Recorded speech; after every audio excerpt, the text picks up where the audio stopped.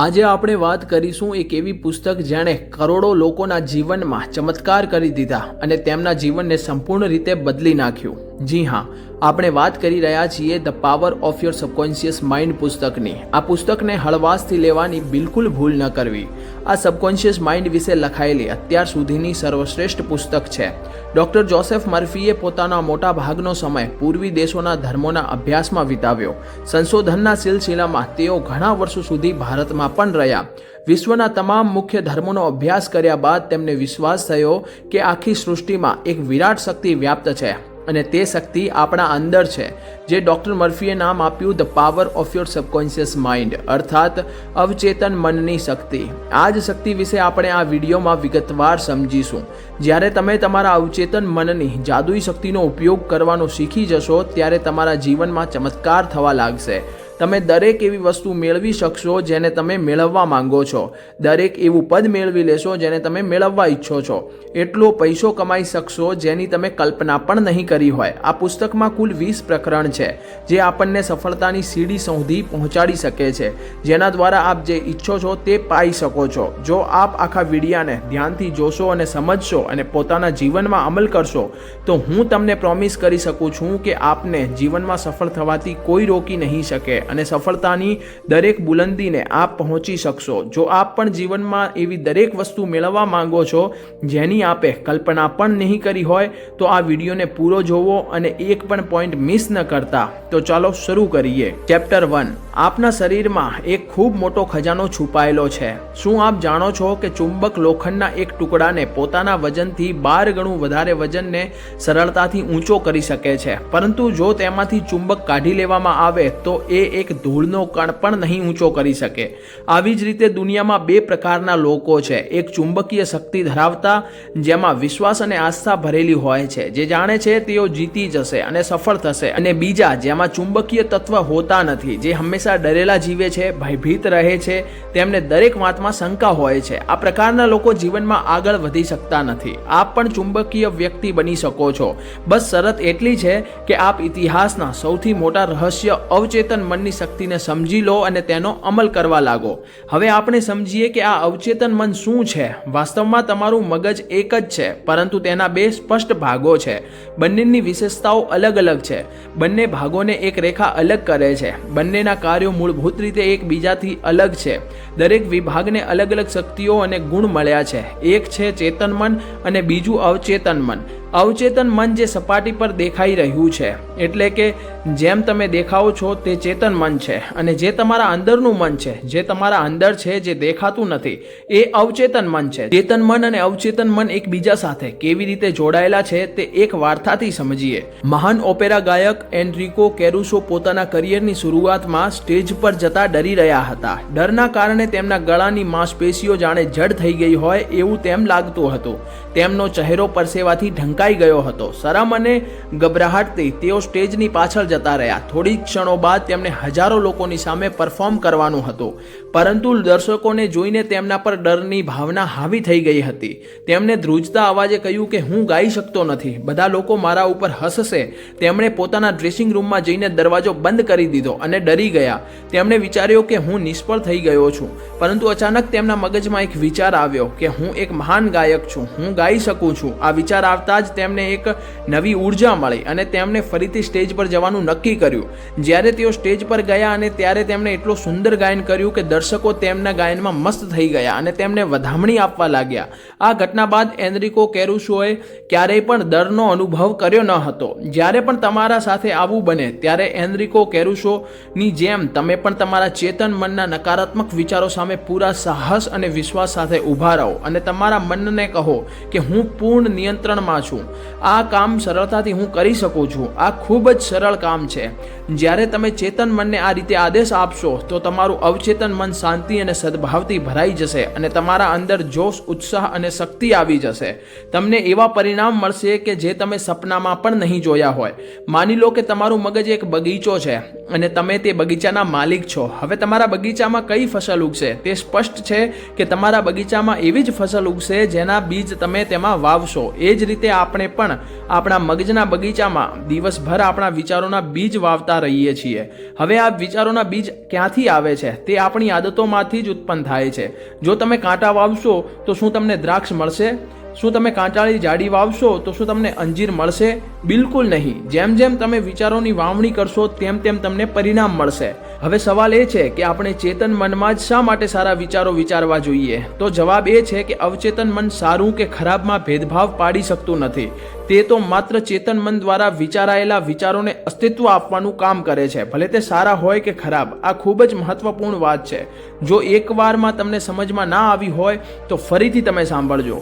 ઉદાહરણ તરીકે, જો કોઈ વ્યક્તિ કોઈના ઉપર ખૂબ જ ગુસ્સો કરે છે અને તેનો ગુસ્સો એટલો વધી ગયો છે કે તેનું લોહી કરવા માંગે છે અને વારંવાર બોલતો રહે છે, હું તેને મારી નાખીશ, હું તેને મારી નાખીશ, હું તેનું લોહી કરી નાખીશ. વારંવાર આવી વાતો બોલવાને કારણે આ બધી વાતોને વ્યક્તિના અવચેતન મન પર છાપી પડી જાય છે અને અલાદીનના ચિરાગ જેમ ઉત્પન્ન થશે અને તેનું અવચેતન મન બોલશે, જો હુકમ મેરે આકા. અને એ એવી પરિસ્થિતિઓ ઊભી કરશે કે એક દિવસ એ વ્યક્તિ ખરેખર તેનું ખૂન કરી દેશે. હવે કોઈનો ખૂન કરવો એ સારી વાત તો નથી, તો અવચેતન મને આ બધું કરતા રોક્યો કેમ નહીં? કારણ કે અવચેતન મન સારું કે ખરાબમાં ભેદ પાડી શકતું નથી. તે તો બસ ચેતન મન દ્વારા સોચી ગયેલા વિચારોને અસ્તિત્વ આપવાનું કામ કરે છે, ભલે તે વિચારો સારા હોય કે ખરાબ. અને જો કોઈ વિદ્યાર્થી એક્ઝામમાં ટોપ કરવા માંગે છે અને વારંવાર બોલે છે કે હું ટોપ કરીશ, હું ટોપ કરીશ, વારંવાર બોલવાથી તે વિચારોને પોતાના અવચેતન મનમાં અંકિત કરી દેશે. તો પછી તમારું અવચેતન મન કહેશે કે જો હુકમ મેરે આકા, અને એવી પરિસ્થિતિઓ ઉત્પન્ન કરી દેશે કે એટલી મહેનત કરવા પર તમને વિવશ કરી દેશે કે એ વિદ્યાર્થી એક્ઝામમાં ટોપ કરી લેશે. આ અવચેતન મન હર એક વસ્તુને વાસ્તવિકતામાં લાવી શકે છે જે આપ હાસિલ કરવા માંગો છો. તેથી આપના મસ્તિષ્કમાં આવા પ્રત્યેક વિચાર મહત્વપૂર્ણ છે. આપણા મસ્તિષ્કમાં માત્ર એવા વિચારોને જ પ્રવેશ આપવો જોઈએ જે આપને તાકાત અને શક્તિ આપે છે. જે આપના મસ્તિષ્કને કમજોર કરે છે એવા નકારાત્મક વિચારોને આપણા મસ્તિષ્કમાં પ્રવેશ બિલકુલ પણ ન આપવો જોઈએ. ચેપ્ટર 2, આપણું મગજ કેવી રીતે કામ કરે છે. વૈજ્ઞાનિક સિદ્ધાંત છે કે મગજ એક જહાજના કેપ્ટન જેવું છે. કેપ્ટન એન્જિન રૂમમાં બેઠેલા કર્મચારીઓને આદેશ આપે છે, જે કર્મચારીઓ બોઇલર, મશીનો વગેરેને કેપ્ટનના આદેશ મુજબ ચલાવે છે. એન્જિન રૂમમાં કામ કરતા કર્મચારીઓને ખબર હોતી નથી કે જહાજ ક્યાં જઈ રહ્યું છે. તેઓ ફક્ત કેપ્ટનના આદેશોનું પાલન કરે છે. કેપ્ટન કંપાસ અને અન્ય સાધનોનો ઉપયોગ કરીને જહાજને દિશા આપે છે. જો કેપ્ટન ખોટો કે અધૂરો આદેશ આપે તો પણ કર્મચારીઓએ તેનું પાલન કરવું જોઈએ છે, ભલે તેનાથી જહાજ પહાડ સાથે અથડાય, કારણ કે તેમનું કામ માત્ર આદેશનું પાલન કરવાનું છે. કર્મચારીઓ કેપ્ટનને કોઈ પ્રશ્ન પૂછી શકતા નથી, તેઓ ફક્ત આદેશનું પાલન કરે છે. આવી જ રીતે આપણું ચેતન મન આપણા મગજનું કેપ્ટન છે. તે આપણા મગજને દિશા આપે છે. જે વિચારોમાં આપણું ચેતન મન વિશ્વાસ કરે છે અને તેને સાચા માને છે, તે વિચારોને આપણું અવચેતન મન કોઈ પ્રશ્ન પૂછ્યા વગર સ્વીકારી લે છે, ભલે તે સાચા હોય કે ખોટા. આપણું અવચેતન મન તેમાં કોઈ તફાવત કરતું નથી. જ્યારે આપણું ચેતન મન કોઈ શબ્દ કે વાક્ય વારંવાર બોલે છે ત્યારે આપણું અવચેતન મન તેને સ્વીકારી લે છે, તેને વાસ્તવિક બનાવી દે છે, ભલે તે સાચું હોય કે ખોટું, સકારાત્મક હોય કે નકારાત્મક. તમે વારંવાર નકારાત્મક બોલો છો, જેમ કે આ ખૂબ જ મુશ્કેલ છે, હું આ કરી શકતો નથી, હું સ્માર્ટ નથી, હું ઇન્ટેલિજન્ટ નથી, હું કોઈ કામનો નથી, ત્યારે તમારું અવચેતન મન તમારા શબ્દોને સ્વીકારી લે છે અને એવી જ રીતે પરિસ્થિતિઓ ઉત્પન્ન કરે છે જેના કારણે તે વસ્તુ મેળવવામાં તમારે ખરેખર મુશ્કેલી બની જાય છે.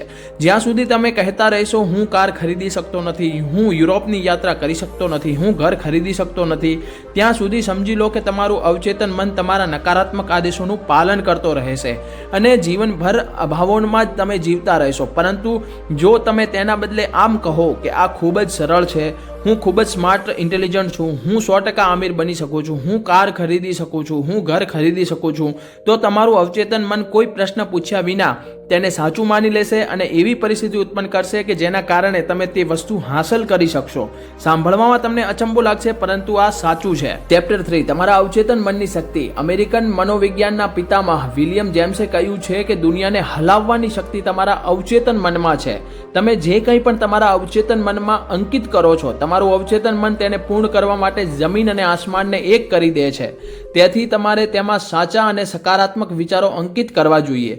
જો તમે કોઈ કામ માટે સવારે 4 વાગે ઉઠવા ઈચ્છો છો તો તમે 4 વાગે અલાર્મ મૂકીને સૂઈ જાઓ છો, પરંતુ સવારે 4 વાગ્યાના થોડી જ મિનિટ કે થોડા જ સેકન્ડ પહેલા તમે જાગી જાઓ છો. આવું તમારી સાથે થતું હશે.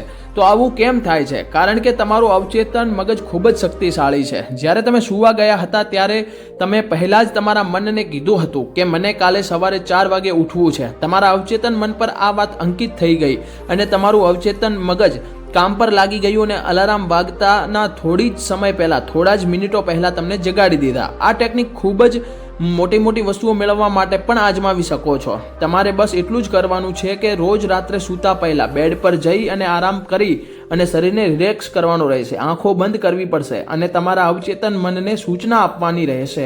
આ સૂચના એવી હશે કે તમે જો ઈચ્છો છો અને જે તમે મેળવવા માંગો છો, જેમ કે જો તમે તમારા વ્યવસાયમાં સફળ થવા માંગો છો તો તમે બોલી શકો છો કે દિવસ રાત્રિમાં હું મારા વ્યવસાયમાં સમૃદ્ધિ મેળવી રહ્યો છું, મારો વ્યવસાય દિવસે ને દિવસે ખૂબ સારો ચાલી રહ્યો છે, મારી પાસે ઘણા બધા પૈસા આવી રહ્યા છે, હું અમીર બની રહ્યો છું, દુનિયાની બધી સુખાકારી મને મળી રહી છે, હું પૂર્ણ આદર્શ, શક્તિશાળી, પ્રેમપૂર્ણ, સંવાદિત અને પૂર્ણ ખુશ છું. આ રીતે દરરોજ 21 દિવસ સુધી કરવાથી આપને આદત પડી જશે અને તમે જાણીને હેરાન થઈ જશો કે તમારા જીવનમાં એવા ચમત્કારો થવા લાગશે જેની તમે કલ્પના પણ નહીં કરી હોય. કારણ કે તમે તમારા અવચેતન મનને ખુશી, સમૃદ્ધિ, પ્રેમ, આનંદ, જોશ અને ઉત્સાહ આપતા વિચારોથી ભરી દીધા છે.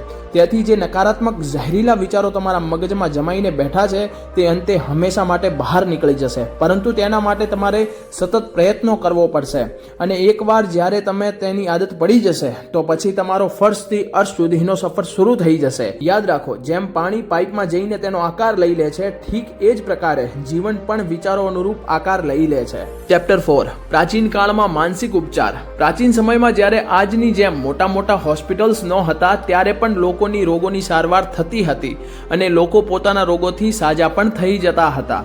તે સમયે મનુષ્યોને રોગોથી સાજા કરવાનું જ્ઞાન જાણકાર અને ધર્મગુરુઓ સુધી જ સીમિત હતું. લોકો વિશ્વાસ કરતા હતા કે ઈશ્વરે તેમને કેટલીક ખાસ શક્તિઓ આપી છે જેના દ્વારા તેઓ ઉપચાર કરી શકે છે.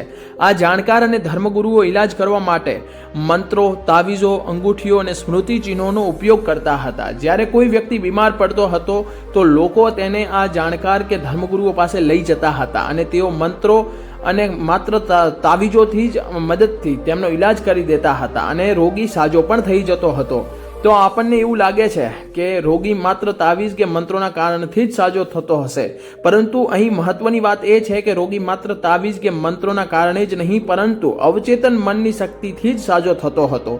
જેમ કે આપણે પહેલા જોયું કે લોકો એ જાણકાર કે ધર્મગુરુઓમાં વિશ્વાસ કરતા હતા કે તેઓ તેમનો ઈલાજ કરી દેશે. તેમની આસ્થા ખૂબ વધુ હતી. જ્યારે રોગી તેમની પાસે જાય છે ત્યારે રોગીને લાગવા લાગે છે કે હું જરૂર સાજો થઈ જઈશ અને આ આદેશ તેમના અવચેતન મનમાં અંકિત થઈ જાય છે.